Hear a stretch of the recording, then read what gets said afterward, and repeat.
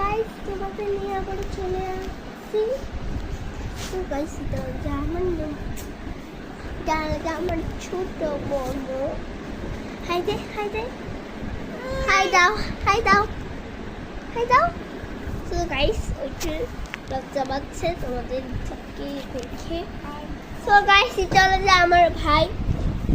High দে high দে high দে high দে high high ভাইয়া বান্ধবী high high. তো আমার ভাই না অনেক শয়তানি করে।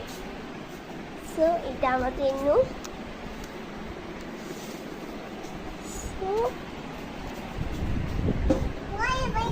আমি এখন বলছি